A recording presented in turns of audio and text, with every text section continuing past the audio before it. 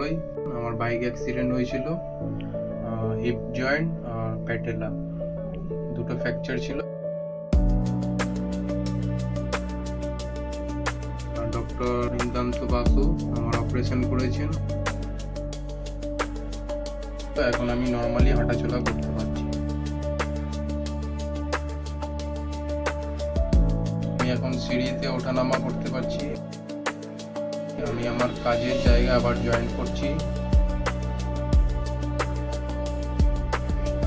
Sir খুব ভালো operation করেছেন, এতে আমি অনেক খুশি।